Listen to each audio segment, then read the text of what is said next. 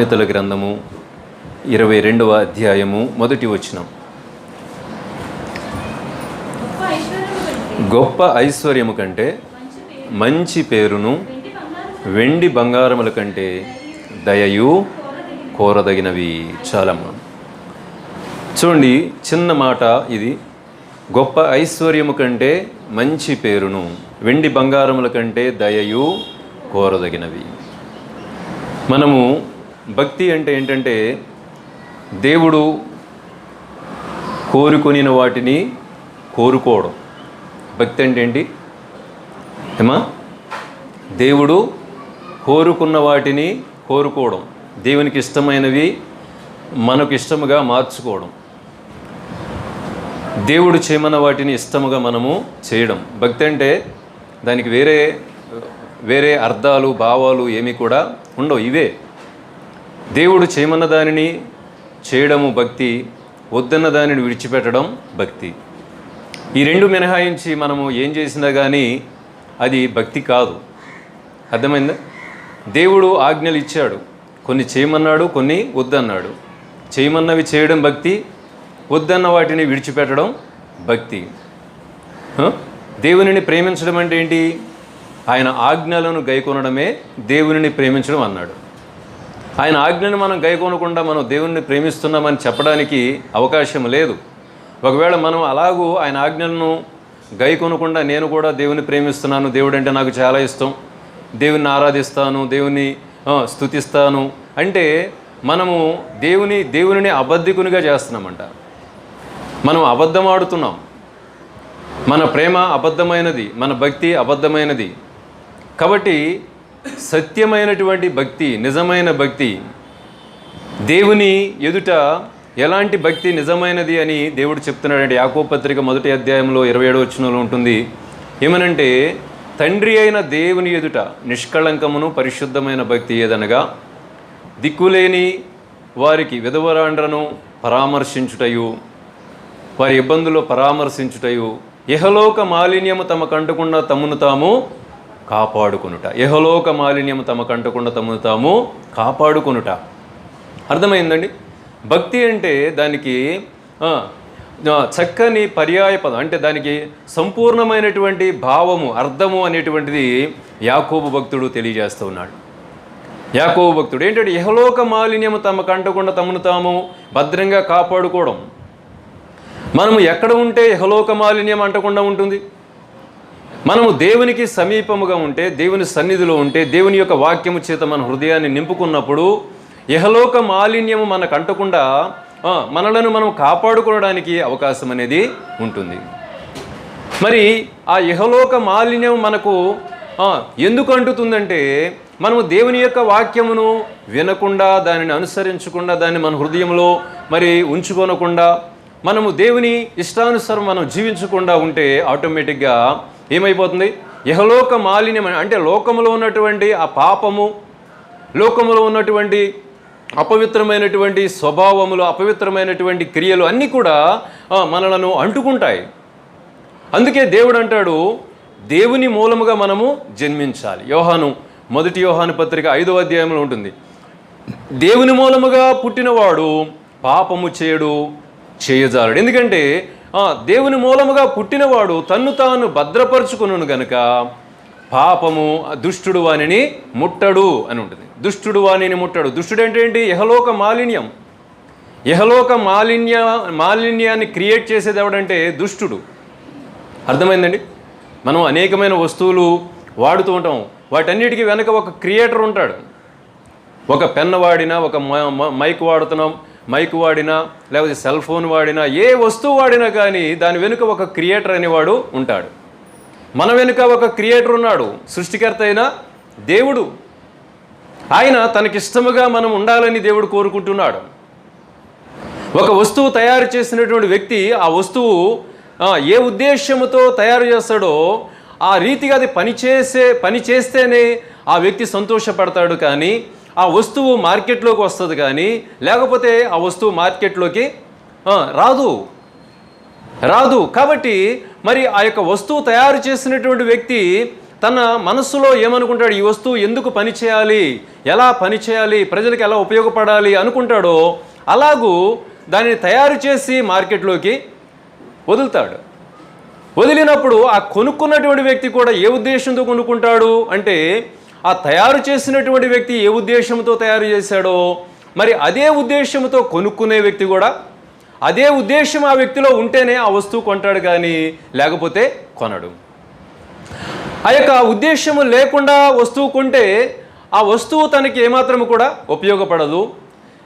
అలా కాకుండా ఆ ఉద్దేశం ఉన్నప్పటికీ కూడా ఆ ఉద్దేశ ప్రకారముగా ఆ వస్తువు పనిచేయలేదనుకోండి, ఫోన్ చేయాలి మనం, కాలు వెళ్ళట్లా. నిన్న పాస్టర్ గారు ఆఫీస్కి వెళ్తే ఫోన్ ఉంది కానీ నా కాలు వెళ్ళట్లా, ఆవిడెవరికైనా చేద్దామన్నా వెళ్ళట్లేదు. ఏంటి అని ఫోన్ చేస్తుంటే వేరే కాల్లో ఉన్నారు, బిజీగా ఉన్నారని వస్తుంది. ఏమో ఫోన్ చేస్తుంటే ఎవరితో మాట్లాడుతున్నావు అంటే, నా ముఖం నేను ఎవరితో మాట్లాడుతున్నాను, ఇది స్ట్రక్ అయిపోయిందని చెప్పేసాను. మన ఉద్దేశం ఏంటంటే, నేను ఆమెకి ఫోన్ చేద్దాం అనుకుంటున్నాను, మాట్లాడాలి, ఒక విషయం చెప్పాలనుకుంటున్నాను, ఆమె కూడా మరి ఫోన్ చేయాలనుకుంటున్నారు, కానీ వస్తువు మన మాట వినడంలా, మన మాట వింటలా. అది ఒక పావుగంట నుంచి అట్లా కెలిగితే కానీ అది చివరికి అది చాలు. కాబట్టి అలాగూ దేవుడు కూడా మనల్ని ఒక ఉద్దేశముతో ఆయన మనల్ని సృష్టించినాడు. ఆయన ఉద్దేశ ప్రకారముగా మనం జీవించడమే భక్తి. భక్తి అనే దానికి వేరే పేరు అనేటువంటిది లేనే లేదు. కాబట్టి ప్రియమైన దేవుని బిడ్డలారా, మనము ఈ దినాలలో మరి దేవుడు చెప్తూ ఉన్నాడు. ఇక్కడ మనం చదివిన భాగంలో మనం పరిశీలన చేసినట్లయితే, గొప్ప ఐశ్వర్యము కంటే మంచి పేరును, వెండి బంగారముల కంటే దయయు కోరదగినవి అంటున్నాడు దేవుడు. మనము దేవుడు కోరుకోమన్న వాటిని మనం కోరుకొనకపోతే అది భక్తిహీనత. దేవుడు కోరుకోవద్దు అన్న వాటిని మనం కోరుకుంటే అది కూడా భక్తిహీనత. దేవుడు చేయమన్న దాన్ని చేయకపోవడం అది పాపము. దేవుడు చేయవద్దన్న దానిని చేయడము పాపము. దేవుని యొక్క ఆజ్ఞలను గైకొనమన్నాడు దేవుడు. గైకొంటే మనకి ఆశీర్వాదము. గైకొనమన్నాడు, గైకొనకపోతే అది పాపము. యెహోవా ధర్మశాస్త్రమునందు ఆనందించుచు దివారాత్రులు దానిని ధ్యానించువాడు ధన్యుడు అన్నాడు. దేవుని యొక్క వాక్యాన్ని ధ్యానించకపోతే అది పాపము. దేవుని యొక్క వాక్యాన్ని వినమన్నాడు, వినకపోతే పాపము. విని గైకొనమన్నాడు, గైకొనకపోతే అది కూడా పాపమే. కాబట్టి ప్రియమైన దేవుని వల్ల ఇక్కడ రెండు విషయాలు, 2 లైన్లు మనకి మరి కనబడతా ఉన్నాయి. గొప్ప ఐశ్వర్యము కంటే మంచి పేరును మనం సంపాదించుకోవాలి. గొప్ప ఐశ్వర్యం అంటే లోక సంబంధమైన ఐశ్వర్యాన్ని మనం సంపాదించుకుంటున్నాము, అయితే అది గొప్ప ఐశ్వర్యము కాదు. దేవుడు ఏమంటున్నాడంటే, లోక సంబంధమైనటువంటి ఐశ్వర్యాన్ని నీవు సంపాదించుకుంటే అది నీకు మంచిది అని ఎక్కడ కూడా పరిశుద్ధ గ్రంథంలో చెప్పలేదు, ఎవరికీ చెప్పలేదు. లోక సంబంధమైన ఐశ్వర్యమే అది గొప్పదైతే మరి యేసుక్రీస్తు ప్రభువే ఈ ప్రపంచంలో కోటీశ్వరుల లిస్టులో ఎవరు ఉండేవాడు? యేసు ప్రభు ఉండేవాడు ఫస్ట్. అర్థమైందండి? బిలియనీర్స్లో ఎవరు ఫస్ట్ ఉండేవాడు అంటే యేసుక్రీస్తు ప్రభు ఉండేవాడు. ఈ లోక సంబంధమైన ఐశ్వర్యమే గొప్పదైతే ఆయన ఈ లోక సంబంధమైనటువంటి రాజ్యాన్ని పరిపాలన చేసేవాడు. ఆయన యోహాను సువార్తలో, బైబిల్ అంతట్లో ఒక చోట ఉంటుంది, యోహాను సువార్తలో ప్రజలు యేసుప్రభు అద్భుతాలు ఆశ్చర్యకార్యాలు చేస్తున్నప్పుడు వారందరూ అనుకున్నారంట, ఈయన్ని రాజుగా మనం చేయాలనుకున్నారంట. చదివారు ఎప్పుడైనా బైబిల్? అది యేసుప్రభుని రాజుగా చేయాలనుకున్నారంట ప్రజలు. ఎందుకనంటే ఆయన చేస్తున్నటువంటి అద్భుత కార్యాలు, ఆశ్చర్యకార్యాలు,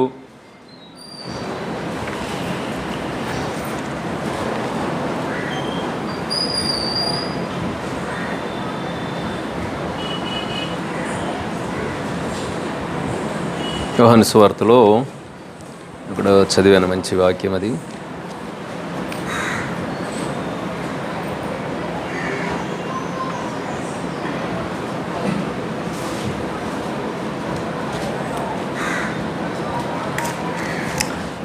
సరే, నేను తర్వాత మీకు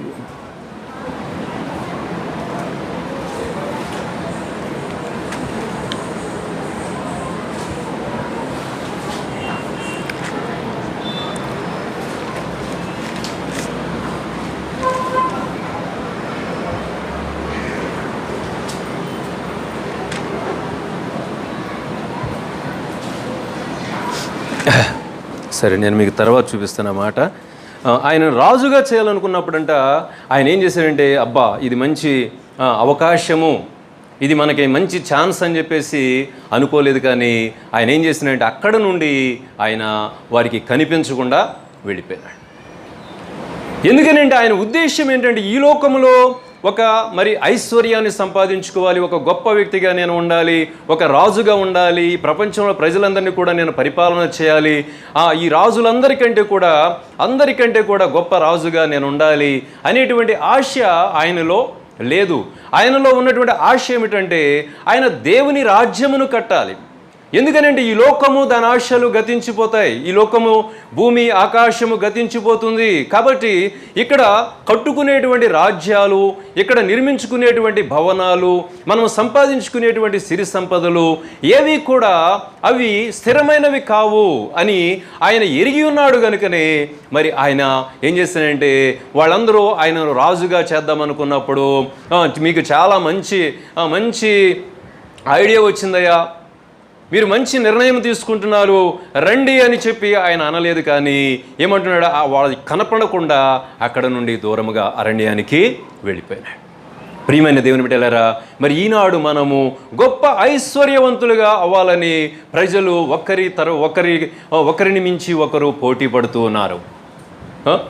దేశాల మధ్య, రాష్ట్రాల మధ్య, వ్యక్తుల మధ్య, కుటుంబంలో సభ్యుల మధ్య, అన్నదమ్ముల మధ్య, అక్కా చెల్లెండ్ర మధ్య ఈనాడు సమాజంలో ఎలా ఉన్నదంటే వారికంటే నేను గొప్పగా ఉండాలి, ఐశ్వర్యవంతుడిగా ఉండాలి, ఉద్యోగములో, వ్యాపారములో, లాభాలలో, అనేకమైనటువంటి వాటిలో వారికంటే నేను గొప్పగా ఉండాలనేటువంటి పోటీ తత్వం అనేది ఫిజికల్గా కనబడుతూ ఉన్నది. కానీ ప్రియమైన దేవుని బిడ్డలారా, దేవునిని ఎరిగినటువంటి నీవు, నేను, మనము దేనిలో పోటీ పడాలి అంటే ఆత్మీయతలో పోటీ పడాలి.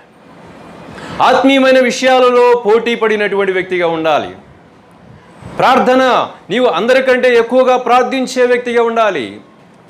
ఆత్మ సంబంధమైన విషయాలలో మిగిలిన వారందరికంటే కూడా నేను ముందుండాలి అనేటువంటి ఆలోచన, తలంపు, ఆశలు కలిగిన వారిగా మనం ఉంటే ప్రియమైన దేవుని బిడ్డలారా, అది దేవుని దృష్టిలో నీవు గొప్ప ఐశ్వర్యాన్ని సంపాదించుకున్న వ్యక్తుల లిస్టులో నీ పేరు ఉంటుంది.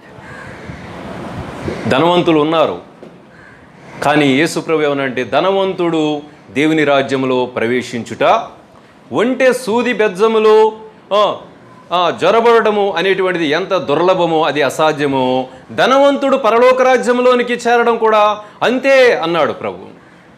ధనవంతులు ఉన్నారు, పాత నిబంధనలో ధనవంతులు ఉన్నారు, క్రొత్త నిబంధనలో కూడా ధనవంతులు ఉన్నారు. లోక సంబంధంగా ధనము కలిగిన వారు, ఐశ్వర్యవంతులు ఉన్నారు, గొప్పవారు ఉన్నారు. అయినప్పటికీ కూడా ప్రభు వారు బాధపడతారేమోనని చెప్పి ఆయన ధనవంతులు దేవుని రాజ్యంలో ప్రవేశింపరు అని చెప్పినాడు. అంటే దానికి వెనుకున్నటువంటి ఆత్మీయమైన భావం ఏంటంటే, ఎవరు ఏ ధనాన్ని మనము కలిగి ఉంటే మనం పరలోక రాజ్యము చేరమంటే ఈ లోక సంబంధమైన ధనమును కలిగి పరలోక సంబంధమైన ధనమైనటువంటి యేసుక్రీస్తు ప్రభువును మనం నిర్లక్ష్యం చేసినట్లయితే, దేవుని దృష్టిలో ఎంతో విలువైన ధనముగా భావించబడుతున్నటువంటి దైవ భక్తి అనేటువంటి దానిని మనము నిర్లక్ష్యం చేసినట్లయితే మనము పరలోక రాజ్యంలో ప్రవేశించాం. ధనము ఉండవచ్చు, కానీ దేవునిని నిర్లక్ష్యం చేయకూడదు.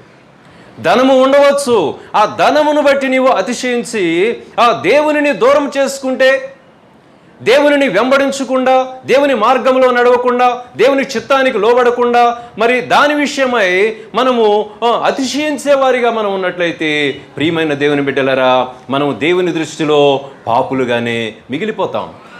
దేవుని రాజ్యంలో ప్రవేశించడానికి అవకాశం లేదు. అబ్రహాము కానానుకు బయలుదేరే ముందు అతడు ధనవంతుడై ఉన్నాడు. యోబు ధనవంతుడై ఉన్నాడు. ఆ ఊజు దేశము అంతటిలో కూడా యోబు లాంటి వారు ఎవరు లేరట, అంత ధనవంతులు ఎవరు లేరట. కానీ ప్రియమైన దేవుని బిడ్డలారా, వారు ధనమును బట్టి అతిశయించలేదు. మనం ఇందా చదువుకున్నాం కదా, ఉత్తర పత్రాలు, కొందరు రథములను బట్టి అతిశయించుచున్నారు, కొందరు గుర్రములను బట్టి అతిశయిస్తున్నారు. 20వ అధ్యాయం కీర్తనలు. అయితే మనమైతే మన ప్రభు అయిన దేవుని యొక్క నామమును బట్టి మనము అతిశయించుచున్నాము.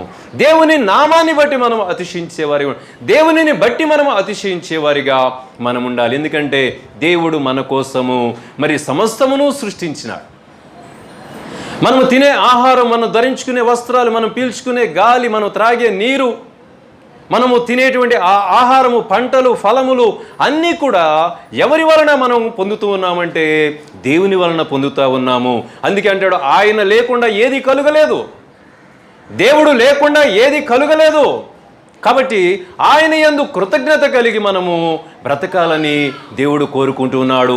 ప్రియమైన దేవుని బిడ్డలారా, చూడండి, ఆయనను బట్టి మనం అతిశయించేవారిగా మనం ఉన్నప్పుడు దేవుడు మనల్ని ఎంతగానో ప్రేమించేవాడిగా ఉంటాడు. ఆయనను బట్టి మనం ఎందుకు అతిశయించాలి అంటే, ఆయన మన పాపములో జీవిస్తున్నప్పుడు ఆయన మనలను రక్షించినాడు.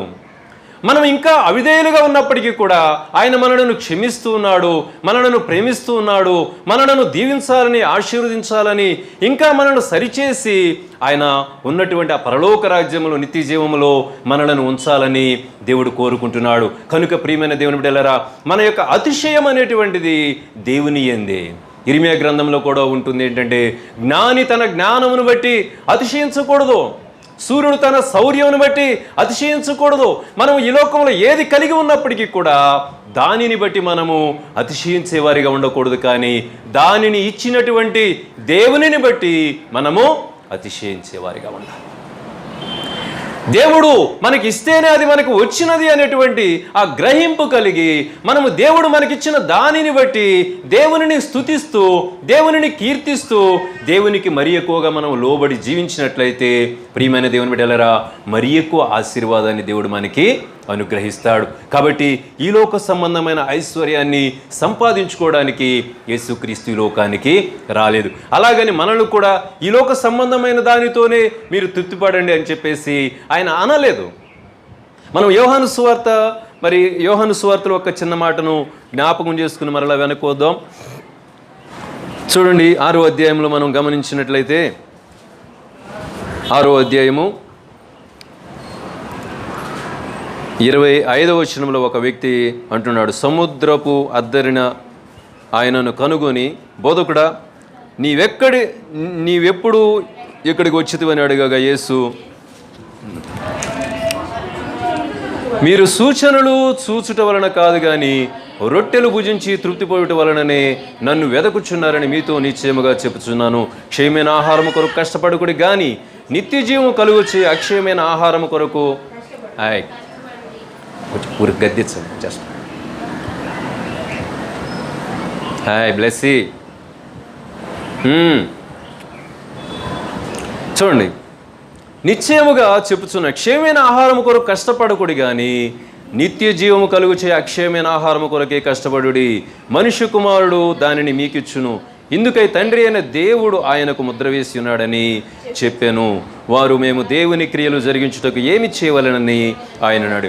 అయితే ఇక్కడ పైన మనం చదివినటువంటి భాగాలు మనం చూసినట్లయితే, ఏమి సంపాదించుకోమంటున్నాడు, దేనికోసం కష్టపడమంటున్నాడు, దేనిని వెదకమంటున్నాడో మనం అక్కడ యేసుక్రీస్తు ప్రభు యొక్క మాటల్లో మనకు అర్థమవుతూ ఉంది. ప్రియమైన దేవుని బిడ్డలారా, వాటిని మనం సంపాదించుకోవాలి. వేటిని అంటే నిత్య జీవమును కలుగు చేసేటువంటి అక్షయమైనటువంటి ఆహారము, నిత్య జీవమును కలుగు చేసేటువంటి అక్షయమైనటువంటి భక్తిని, అక్షయమైనటువంటి విశ్వాసమును, అక్షయమైనటువంటి జ్ఞానమును, వీటిని మనము సంపాదించుకోవాలి. మనం ఏది సంపాదించుకోవాలనుకున్నా కానీ దానికి ముందుగా ఏముండాలంటే అక్షయమైన, ఆత్మీయమైన, పరిశుద్ధమైన, వాక్యానుసారమైన, దేవుని చిత్తానుసారమైన, దేవునికి ఇష్టమైనటువంటి వాటిని మనం ఏం చేయాలా?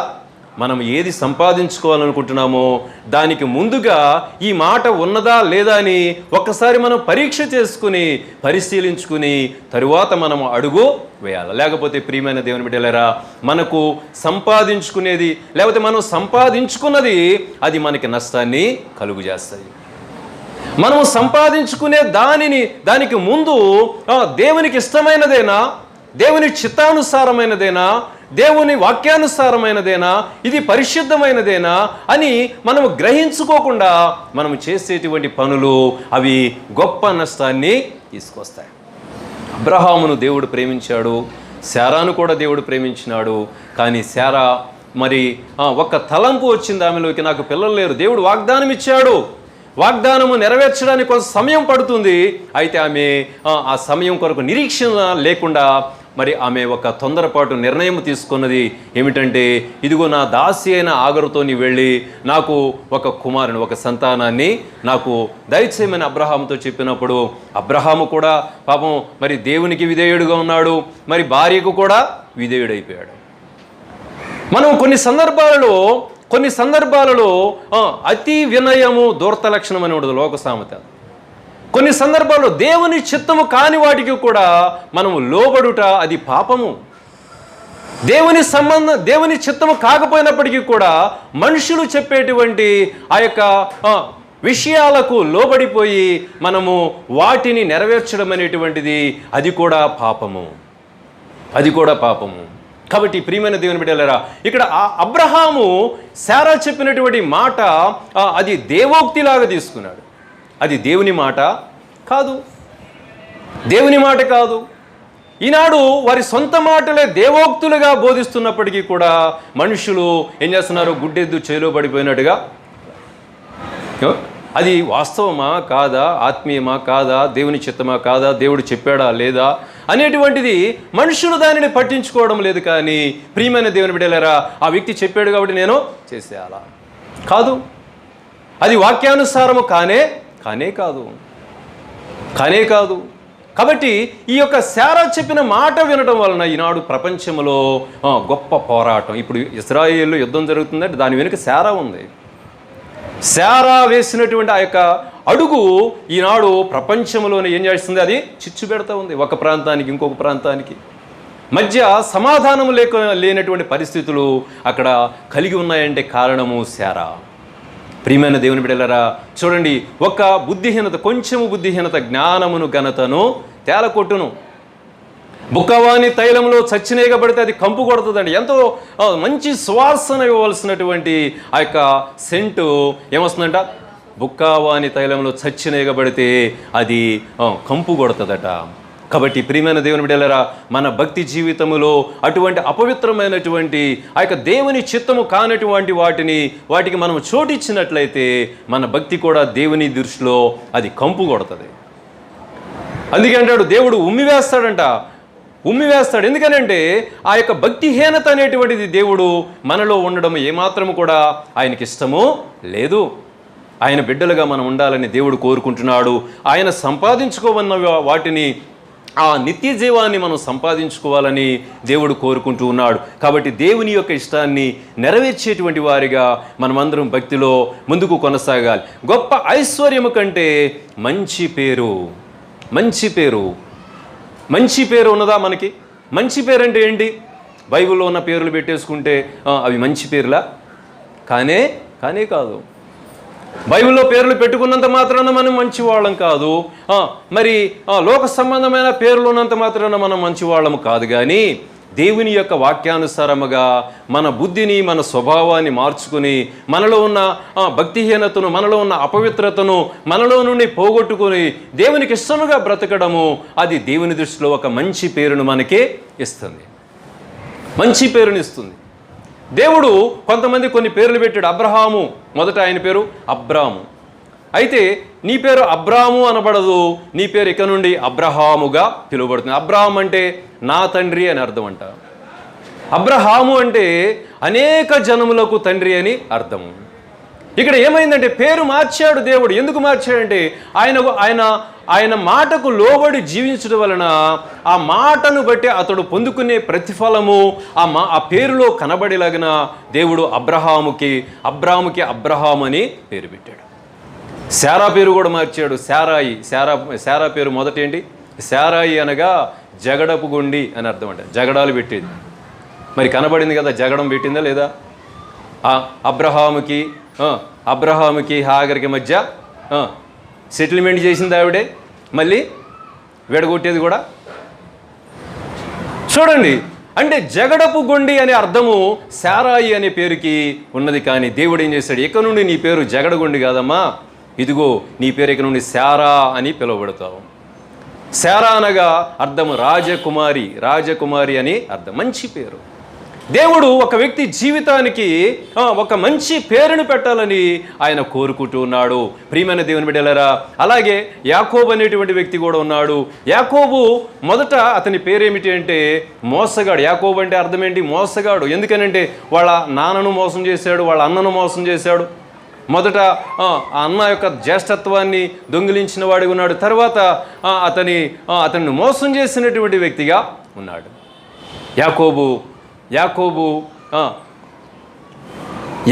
అన్న అయినటువంటి ఏశావుని ఇస్సాకు దీవించాలని అతన్ని పిలిచినప్పుడు యాకోబు ఆ తల్లి వింటదనమాట. విని ఏశావు అంటే ఆమెకి ఇష్టం ఉండదు, యాకోబు అంటే ఇష్టం. ఎందుకంటే దాని వెనుక చరిత్ర దేవుడు చెప్తాడు ముందుగానే. నీ గర్భంలో ఇద్దరు పుడతారు, ఒకడికి ఒకరు విరుద్ధంగా ఉంటారు వాళ్ళు. అయితే పెద్దవాడి కంటే చిన్నవాడే గొప్పవాడవుతాడు, పెద్దవాడు చిన్నవానికి దాసుడు అవుతాడని దేవుడు ముందుగానే చెప్తాడు. ఇక్కడ కూడా దేవుడు ఆశీర్వదించే వరకు ఈమె ఆగకుండా ఏం చేసిందంటే, ఈమె కూడా తొందరపడి, ఒరే మీ అన్నయ్యని ఆశీర్వదించేలాగా ఉన్నాడు మీ తండ్రి, కాబట్టి నీవు మొదట మీ అన్నయ్య కంటే ముందుగా నువ్వు వెళ్ళి నీ తండ్రి దగ్గర ఆశీర్వాదాలు పొందుకో అని చెప్పేసి అంటే, అయ్యో నా తండ్రి నా స్వరము వేరు, నా అన్నయ్య స్వరం వేరు, నా స్వరం వేరు, మా అన్నయ్య శరీరం వేరు, నా శరీరం వేరు, మరి నన్ను గుర్తుపడితే నేను ఆశీర్వాదం పొందుకునే కంటే కూడా శాపాలకే నేను ఇదైపోతానని చెప్పేసి అన్నప్పటికీ కూడా కాదు, అలా అనమాకు, నీ వెళ్ళు అని చెప్పి మేకను కోసి కూర వండి, మరి భర్తకి బాగా ఇష్టము, ఎలా వండితే ఇష్టమో ఆమెకి తెలుసు కాబట్టి అలా వండి అతని చేతిలో పెట్టింది. అలాగే తడుముతాడేమోనని చెప్పేసి ఏం చేశాడంటే ఆ మేకను చంపినటువంటి ఆ చర్మాన్ని ఏం చేసినట్టే చేతులకి చుట్టేసి పంపించింది. వెళ్ళాడు, తండ్రి అన్నాడు. తండ్రి అంటే అప్పుడు ఇస్సాకు, ఎవరు నాయనా నీవు అంటే, నేను నీ యొక్క జ్యేష్ఠ కుమారుడైన ఏశావుని అన్నాడు. ఎవరు అసలు ఎవరంటే యాకోబు. కానీ ఏమని చెప్తున్నాడు? నా పేరు ఏశావు అంటున్నాడు. ఏంటి స్వరం చూస్తేనేమో ఏశావులాగా ఉంది, కానీ మరి నీ స్వరం చూస్తే యాకోబులాగా ఉన్నది అని చెప్పేసి ఒకసారి నా దగ్గరికి రా అని చెప్పేసి చేతులు తడుముతాడు. చేతులు తడిమినప్పుడు ఏశావు యొక్క శరీరము రోమములు కలిగినటువంటి శరీరము. అయితే అతడు చేతులు తడిమినప్పుడు మరి తన తల్లి కట్టింది కదా ఆ మేక చర్మాన్ని కట్టినప్పుడు ఆ యొక్క రోమాలు తగలగానే స్వరం చూస్తే యాకోబులాగానే ఉన్నది, కానీ తడిమి చూస్తే మాత్రం ఎలా ఉన్నావు? ఏశావులాగానే ఉన్నావు. కాబట్టి రానాయన నువ్వు తెచ్చింది నేను తింటాను, నిన్ను ఆశీర్వదిస్తానని చెప్పేసి ఫుల్గా తినేసి ఫుల్గా ఆశీర్వదించేశాడు. చూడండి, మరి తర్వాత అసలు వ్యక్తి వచ్చాడు ఏశావు. వచ్చి, తండ్రి ఇదిగో నీకు ఇష్టమైన వంటకము తీసుకొచ్చాను అని చెప్పేసి అంటే, అతడు అదేంటి ఇందాకేగా వచ్చావు, మరలా నేను ఎలా ఆశీర్వదించను అని చెప్పేసి అంటే, అదేంటి నేను రావడం ఏంటి, నేను ఇప్పుడే వచ్చాను నీ దగ్గర అని చెప్పేసి అంటే, మరి మొదట వచ్చింది ఎవరంటే అప్పుడు అర్థమైపోద్ది, తమ్ముడు వచ్చాడు. అప్పుడు అంటాడు ఏశావు అంటాడు, వాడి పేరుకు తగినట్లుగానే వాడి యొక్క బుద్ధి కూడా ఉన్నది, వాడి యొక్క పనులు కూడా ఎలా ఉన్నాయంటే పేరుకు తగినట్టుగానే మోసగాడుగా ఉన్నాడు, నన్ను మోసం చేశాడు, 2 సార్లు నన్ను మోసం చేశాడని ఏశావు బాధపడతాడు. ప్రియమైన దేవుని బిడ్డలారా, చూడండి, పేరు చూస్తే పేరుకు తగినట్లుగానే యాకోబు యొక్క స్వభావం ఉన్నది, కానీ తరువాత బుద్ధి వచ్చింది ఒక సమయమందు. ఆదికాండములో మనం చూసినట్లయితే చూడండి, ఆదికాండము 31వ అధ్యాయం అనుకుంటా, 32లోను. ఆదికాండం 32వ అధ్యాయంలో 23 వచ్చిన మనం చూసినట్లయితే, ఒక నరుడు తెల్లవారు వరకు అతనితో పెనుగులాడెను, తాను అతనిని గెలవకుండుట చూచి తొడగూటి మీద అతన్ని కొట్టెను. అప్పుడు అతడు అతనితో పెనుగులాడుట వలన యాకోబు గూడి వసిలెను. అయినా తెల్లవారుచున్నది గనుక నన్ను పోనిమ్మని అతడు, నీవు నన్ను ఆశీర్వదిస్తే గాని నిన్ను పోనీయనేనను. ఆయన నీ పేరు ఏమని అడుగగా అతడు యాకోబని చెప్పాను. అప్పుడు ఆయన, నీవు దేవునితోనూ మనుషులతోనూ పోరాడి గెలిచితివి గనుక ఇక మీదట నీ పేరు ఇశ్రాయేలే గాని యాకోబు అనబడదని చెప్పెను. ప్రియమైన దేవుని బిడ్డలారా, ఇక్కడ మనం గమనించినట్లయితే యాకోబు మరి ఒక సందర్భం వచ్చేటప్పటికి తను దేవుని సన్నిధిలో పెనుగులాడినాడు, ప్రార్థించినాడు.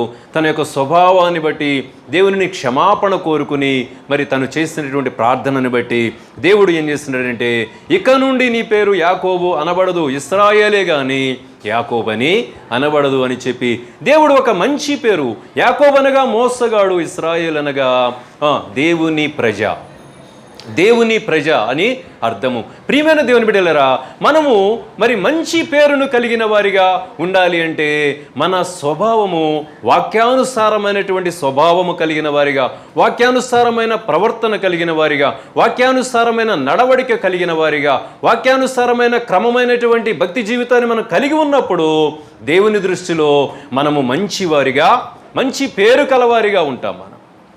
మనం పెట్టుకున్న పేర్లు అవన్నీ కూడా మంచివి కాదు, మంచివి కాదు. మనుషులు పెట్టుకున్న పేర్లు అవి మంచివి కాదు, కానీ దేవుడు మనకు పెట్టేటువంటి పేరు అది ఎంతో మంచిది.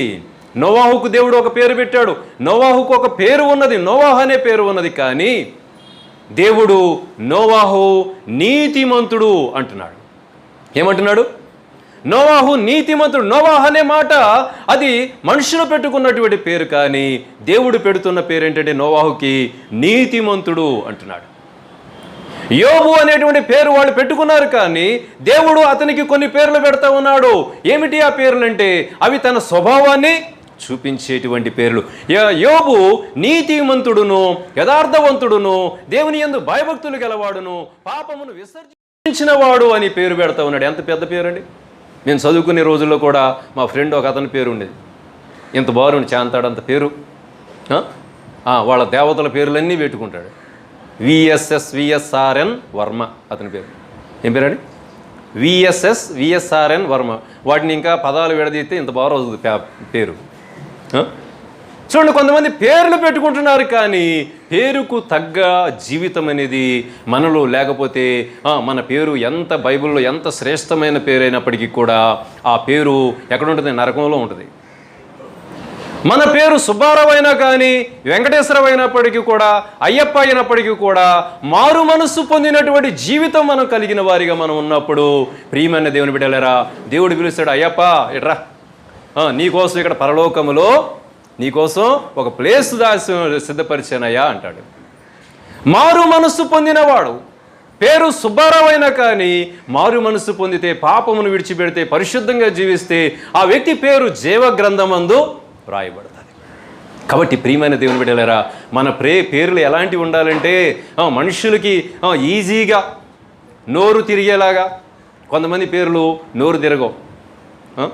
గ్లాడ్స్ అనే పేరు గ్లాస్ అంటారు, చాలా గ్లాడ్స్ అని అడిగారు, కానీ గ్లాస్. చూడండి, కొంతమంది పేర్లు అలాగుంటాయి.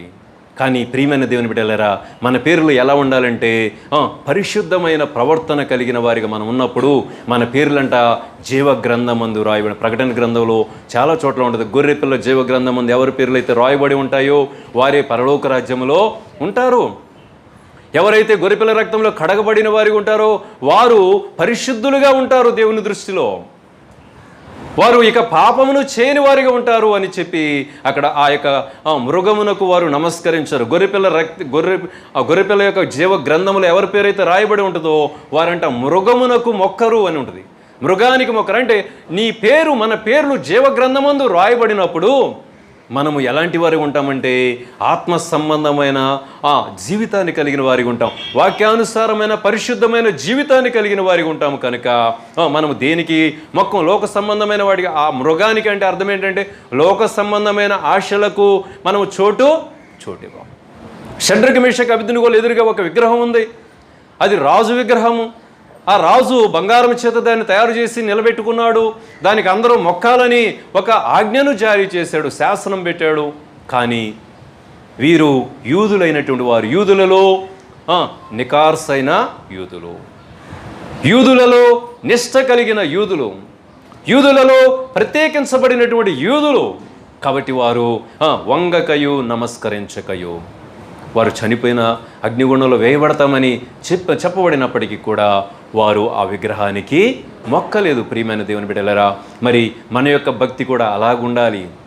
లోక సంబంధమైన వాటికి మనం లోబడిపోకూడదు, లోక సంబంధమైన ఆశలకు లోబడిపోకూడదు, లోక సంబంధమైనటువంటి అవమానాలకు మనము కృంగిపోకూడదు, నలిగిపోకూడదు. మనము ధైర్యము కలవారమై, విశ్వాసము కలవారమై, మరి అన్ని విషయాల్లో కూడా దైవ భక్తిని మనం కనపరిచేవారిలాగా మనం ఉండాలి. అప్పుడు మన పేర్లు దేవుని దృష్టిలో అవి గొప్పగా ఉంటాయి. యేసు ప్రభు కూడా 33.5 సంవత్సరాలు మరి జీవించినారు. 30వ సంవత్సరంలో ఆయన బాప్తిస్మం పొందినారు. 30వ సంవత్సరంలో బాప్తిస్మం పొందినప్పుడు ఆయన బాప్తిస్మం పొంది ఒడ్డుకు రాగానే ఆకాశము నుండి ఒక దేవదూత వచ్చి ఆ యొక్క స్వరము వినబడతా ఉన్నది. అక్కడ ఏమిటంటే, ఈయన నా ప్రియ కుమారుడు, ఈయన యందు నేను ఆనందించుచున్నాను. ఈయన నా ప్రియ కుమారుడు. ఆయనకు అనేకమైన పేర్లు ఉన్నాయి, 100 పేర్లు ఉన్నాయి పరిశుద్ధ గ్రంథంలో యేసు ప్రభుకి. ఆయన ఆశ్చర్యకరుడు, ఆలోచనకర్త, బలవంతుడైన దేవుడు, నిత్యుడగు తండ్రి, సమాధానకర్త, దేవుని కుమారుడు, మనిషి కుమారుడు, అద్వితీయ సత్యదేవుడు, మహోన్నతుడు, మహాగణుడు, ఉన్నత స్థలములలో నివసించువాడు, ఉన్నవాడు అనేవాడు, నిన్న నేడు నిరంతరం ఏకరీతిగా ఉన్నవాడు. ఇలాగ మనం లెక్కేసుకుంటే కొన్ని వేల పేర్లు ఉన్నాయి యేసు ప్రభుకి. దూత చెప్తాడు మరియ దగ్గర, యోసేపు దగ్గరికి వచ్చి, ఇతని పేరు ఇమ్మానుయేల్ అని పెట్టబడుతుంది. ఇమ్మానుయేల్ అనగా దేవుడు మనకు తోడని అర్థము. యేసు అనగా రక్షకుడు, క్రీస్తు అనగా అభిషిక్తుడు. చూడండి ఎన్ని పేర్లు. కానీ ఈ పేర్లన్నిటికీ మించినటువంటి పేరు మరి పరలోకము నుండి ప్రభువు చెప్తూ ఉన్నాడు, ఈయన నా ప్రియ కుమారుడు, ఈయన నా ప్రియ కుమారుడు. ఈనాడు మనము కూడా ఏ పేరు సంపాదించుకోవాలంటే ప్రియమైన దేవుని బిడ్డలారా, మనము దేవుని కుమారులుగా ఉండాలి. మనము ప్రియమైన కుమార్తెలుగా దేవుని దృష్టిలో మనం ఉండాలని మనం అలాంటి భక్తిని మనం చేయాలా. దేవునికి ఇష్టముగా మనం జీవిస్తున్నప్పుడు దేవుడు ఖచ్చితముగా అలాంటి పేరుతో ఆయన మనలను పిలుస్తాడు. అందుకే శిష్యులకు కూడా అది చెప్తాడు, మీరు అద్భుతాలు ఆశ్చర్యకార్యాలు జరుగుతున్నాయని మీరు సంతోషపడవద్దు. అవే కాదు మనకు కావాల్సింది, మీ పేర్లు జీవగ్రంథమందు రాయబడి ఉన్నవని మీరు సంతోషించండి. లూకాసు వార్త 10వ అధ్యాయంలో ఉంటుంది. మీరు సంతోషించవలసినటువంటి విషయము, సందర్భము ఏమిటి అంటే, మీ పేర్లు జీవగ్రంథమందు రాయబడి ఉన్నవని మీరు సంతోషించండి. 10:20 లూకాసు వార్త 10:20లో ఉంటుంది. ప్రియమైన దేవుడు, వాళ్ళందరూ కూడా అద్భుతాలు జరిగిపోతున్నాయి, ఆశ్చర్యకార్యాలు జరిగిపోతున్నాయి, ఇక మనకు తిరుగులేదు, మనకు భయము లేదు అని చెప్పి వాళ్ళు, ఇందాక చెప్పాం కదా, అతిశయిస్తూ ఉన్నారు. దేని యందు? వాళ్ళు దేవుని యందు అతిశయించాలి. కానీ వాళ్ళు దేని యందు అతిశయిస్తున్నారు అంటే, వాళ్ళలోనికి ఒక అతిశయం వచ్చింది. ఏమిటంటే, అద్భుతాలు జరుగుతున్నాయి, ఆశ్చర్యకార్యాలు జరుగుతున్నాయి. యేసు ప్రభువే కాదు, మేము కూడా చేయగలము, మేము కూడా అద్భుతాలు చేయగలము. ప్రియమైన దేవుని బిడ్డలారా, చూడండి, యేసు ప్రభు గ్రహించి ఏమంటున్నాడంటే, మీరు వాటి యందు అతిశయపడవద్దు, మీ పేర్లు జీవ గ్రంథమందు ఉన్నవని మీరు సంతోషించండి. ఈనాడు ప్రియమైన దేవుళ్ళు, ఏమిటి మన సంతోషం? మనం కలిగి ఉన్న వాటిని బట్టి, లోక సంబంధమైన వాటిని బట్టి అతిశయించేవారిగా మనం ఉండకూడదు. అతిశయిస్తే అది పాపము. మనము దేవునిని బట్టి అతిశయించాలి, వాక్యాన్ని బట్టి అతిశయించాలి. దేవుడు అబద్ధం ఆడవద్దు అన్నాడు, నేను అబద్ధం ఆడకుండా ఉండడానికి దేవుడు నాకు సహాయం చేస్తున్నాడు. కాబట్టి దేవుని యందు మనం దాని యందు అతిశయించాలి. మనం ఆత్మానుసారముగా నీ మనస్సాక్షిని కాపాడుకునే విషయంలో నీవు అతిశయిస్తే నీవు గొప్ప వ్యక్తివి దేవుని దృష్టిలో. కాబట్టి ప్రియమైన దేవుని బిడ్డలారా, మనం ఈ దినాలలో మరి నేర్చుకోవాల్సినటువంటి విషయాలు ఇవే. గొప్ప ఐశ్వర్యము కంటే మంచి పేరు ఏమిటి? మంచి పేరు అంటే, చూడండి, యెషయా గ్రంథంలో 4వ అధ్యాయంలో ఒక మాట మనం చూద్దాం. యెషయా గ్రంథము, బైబిల్ తెరవండి. యెషయా గ్రంథము 4వ అధ్యాయంలో ఉంటుంది. ఏమిటంటే, మంచి పేరు ఉంటుంది అక్కడ. దేవుడు మనకు పెట్టవలసినటువంటి పేరేమిటో అక్కడ చెప్తూ ఉన్నాడు. 4వ అధ్యాయము 5వ వచనములో, సియోనులో శేషించిన వానికి, యెరూషలేములో పిలువబడిన వారికి, అనగా జీవము పొందుటకై యెరూషలేములో దాఖలైన ప్రతివానికి పరిశుద్ధుడని పేరు పెట్టుదురు. ఏంటండి? పరిశుద్ధులు అనేటువంటి పేరు పెడతాడు దేవుడు. ఎవరి పేర్లైతే, యెరూషలేములు అనగా పరలోకములో. యెరూషలేము అంటే ఈ యెరూషలేము కాదు, యుద్ధం జరిగే యెరూషలేము కాదు. ఏమండి? యెరూషలేము అంటే దేవుడు మన కొరకు నియమించిన క్రొత్త యెరూషలేము, నూతన యెరూషలేము. ప్రకటన గ్రంథంలో నూతన యెరూషలేము, నూతన ఆకాశము, నూతన భూమిని దేవుడు మన కోసము ఆయన సృష్టిస్తున్నాడు.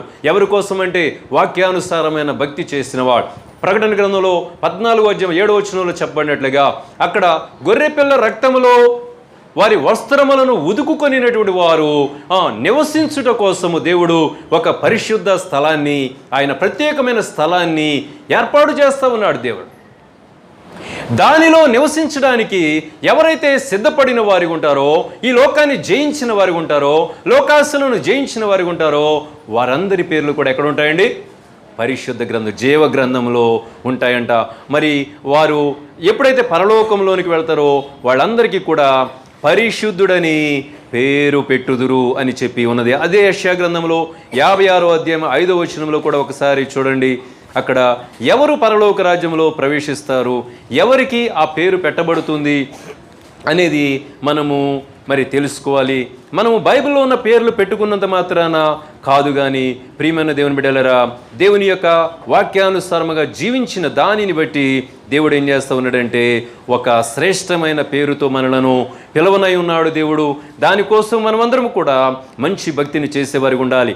56:4 నుండి, నేను నియమించిన విశ్రాంతి దినములను ఆచరించుచు నాకిష్టమైన వాటిని కోరుకొనుచు నా నిబంధనను ఆధారము చేసుకుని ఉన్న పండుగలను గూర్చి యెహోవా ఇలాగూ సెలవిచ్చుచున్నాడు. ప్రియమైన షండులను గూర్చి ఇలాగూ మరి చెప్తున్నాడు. మరి ఎవరైనప్పటికీ కూడా, షండులు అనగా ఏంటంటే నపుంసకులు.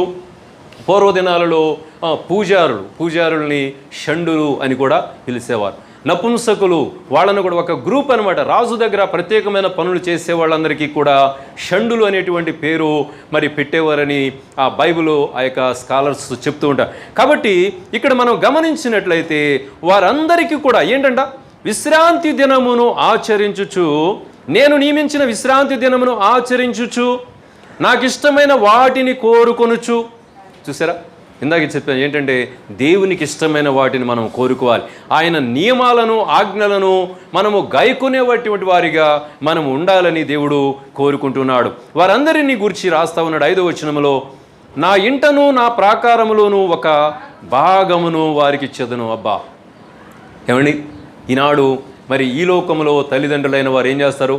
వాళ్ళ బిడ్డల కోసము ఆస్తిని సంపాదించి, స్థలాలను సంపాదించి, ఇళ్లను కట్టి, తోటలను పొలాలను కొని మరి వారి కోసము భాగాలను పంచిపెట్టినట్లుగానే దేవుడు కూడానంట ఆయన బిడ్డలైనటువంటి ఎవరైతే ఆయనను మరి నిండు హృదయముతో, పరిశుద్ధమైన హృదయముతో ఆజ్ఞలను అనుసరిస్తూ ఎవరైతే భక్తి చేసేవారి ఉంటారో వారందరికీ కూడా నా ఇంటను నా ప్రాకారములోను ఒక భాగమును వారికి ఇచ్చెదను. కొడుకులు కూతుళ్ళు అని అనిపించుకొనుట కంటే శ్రేష్టమైన పేరు వారికి పెట్టుచున్నాను. శ్రేష్టమైన పేరు. ప్రియమైన దేవుని బిడ్డలారా, మనం పెట్టుకునే పేర్లు ఏమో కానీ దేవుడు పెట్టే పేరు ఎలా ఉంటుందంటే శ్రేష్టముగా ఉంటుంది. దేవుడిచ్చే ఆశీర్వాదం శ్రేష్టముగా ఉంటుంది. దేవుడు చెప్పే మాటలు శ్రేష్టముగా ఉంటాయి. దేవుడు చూపించే మార్గాలు శ్రేష్టముగా ఉంటాయి. దేవుడు మనకిచ్చేటువంటి ఆశీర్వాదాలన్నీ కూడా అవి శ్రేష్టమైనవిగా ఉంటాయని మనం గుర్తుంచుకుని ఏం చేయాలా? అట్టి శ్రేష్టమైన వాటిని మనము కోరుకోవాలి, ఆశించాలి. అప్పుడు ఏం జరుగుతుంది చూడండి, అక్కడ కొట్టివేయబడని నిత్యమైన పేరు వారికి పెట్టబడును. మన పేర్లు ఎలాంటివి అంటే చూడండి, బీచ్కి వెళ్ళి ఒక పేరు రాయండి. బీచ్కి వెళ్ళి ఒక పేరు రాసామనుకో ఏం చేస్తుంది? ఒక అల వచ్చేసి ఆ పేరుని చెరిపేస్తుంది. మన పేర్లు అలాంటివే, మన జీవితాలు కూడా అలాంటివే. కానీ దేవుడు రాస్తే ఎలా ఉంటుందంటే ఒక కలముతో ఒక బండ మీద పేరు చెక్కితే ఎలా ఉంటుంది? అలవచ్చి కొట్టినా కానీ ఆ పేరు చెరిగి, ఒక్కోసారి రాళ్ల మీద రాసినవి కూడా మరి అవి కూడా చెరిగిపోతాయి, శిథిలమైపోతాయి. కానీ దేవుడు రాసినటువంటి పేరు అది ఎన్నడూ కూడా చెరగదు. ఆయన పరిశుద్ధ గ్రంథం, ఆ జీవ గ్రంథంలో మన పేర్లను ఆయన రాయనై ఉన్నాడు. కనుక ఇక్కడ మనం గమనించినట్లయితే కొట్టివేయబడని నిత్యమైన పేరు వారికి పెట్టుచున్నాను. విశ్రాంతి దినమును అపవిత్రపరచకుండా ఆచరించుచు నా నిబంధనను ఆధారము చేసుకొనుచు యెహోవాకు దాసులై యెహోవా నామమును ప్రేమించుచు ఆయనకు పరిచర్య చేయవలెనని ఆయన పక్షమున చేరు అన్యులను నా పరిశుద్ధ పర్వతమునకు తోడుకొని వచ్చేదను. ఇంకా ఎక్కడ ఉంటుందండి నేను వారిని పరిశుద్ధులని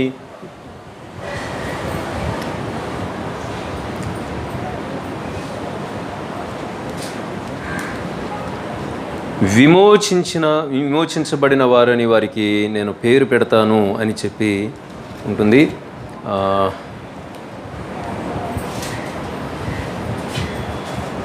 సరే,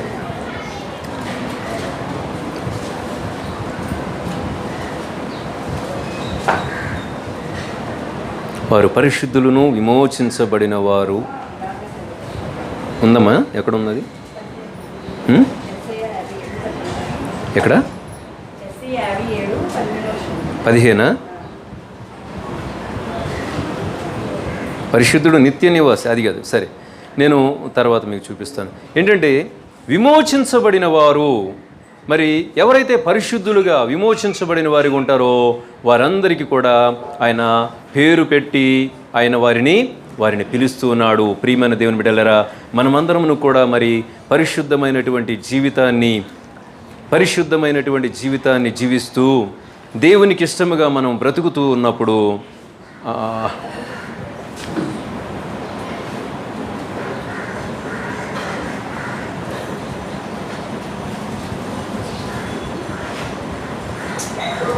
సరే, మనం ముందు కొనసాగుదాం.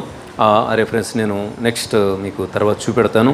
అక్కడ కూడా ఏంటంటే విమోచించబడిన వారందరూ కూడా ఎక్కడ ఉంటారు అంటే పరలోక రాజ్యములో దేవునితో కూడా ఉంటారు అని చెప్పి దేవుడు మరి తన యొక్క వాక్యము ద్వారా మనతో మాట్లాడుతూ ఉన్నారు. అది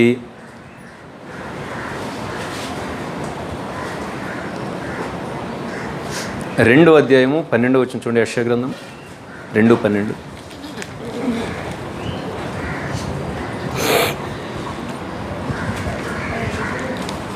ఉందమ్మా?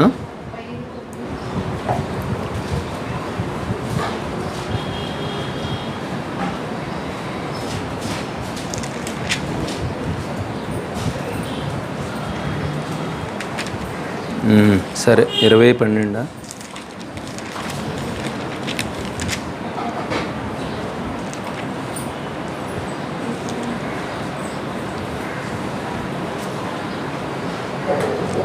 సరే, మనం సమయం లేదు. మరి అలాగూ ఏంటంటే మనం మంచి పేరును సంపాదించుకునేవారుగా దేవుడు మనకు పెట్టేటువంటి పేరు మరి అది ఎంతో శ్రేష్టమైనటువంటి పేరుగా, మంచి పేరుగా మరి ఉంటుంది. కాబట్టి మనమందరం కూడా మరి గొప్ప ఐశ్వర్యము కంటే మంచి పేరు, పరిశుద్ధులు అనేటువంటి పేరును మనం సంపాదించుకునేవారిగా మరి బైబిల్లో చాలామందికి రకరకాల పేర్లు దేవుడు పేర్లతో పిలుస్తున్నాడు. మోషేని ఏమని పిలిచాడు? మోషే సాత్వికుడు, నా ఇల్లంతటిలో నమ్మకస్తుడు అనేటువంటి పేరుతో దేవుడు పిలుస్తున్నాడు. దావీదుని ఏమని పిలుస్తున్నాడంటే దావీదు నా ఇష్టానుసారుడైన మనుషుడు, నా ఉద్దేశములన్నిటినీ నెరవేర్చినవాడు, నా హృదయానుసారుడు అని దేవుడు పిలుస్తూ ఉన్నాడు. ఇంకా కొంతమందిని నా స్నేహితుడు, నా ప్రియుడు అని దానియేలుని దేవుడు పిలుస్తున్నాడు. కాబట్టి ప్రియమైన దేవుని బిడ్డలారా, మరి మన యొక్క ప్రవర్తనను బట్టి దేవుడు ఏం చేస్తాడంటే మనలను కూడా ఒక శ్రేష్టమైనటువంటి పేరుతో ఆయన మనలను పిలుస్తాడు. కాబట్టి మనమందరము కూడా మరి వాక్యానుసారమైనటువంటి జీవితాన్ని, వాక్యానుసారమైనటువంటి భక్తిని మనం కట్టుకుంటూ మన జీవితాల్లో ముందుకు కొనసాగుతూ దేవుని యొక్క ఆశీర్వాదములు పొందుకొనడానికి మనమందరము కూడా ముందుకు కొనసాగుదాం. దేవుడు తన యొక్క వాక్యమును దీవించునుగాక. ఆమేన్. ప్రార్థన చేసుకుందాం.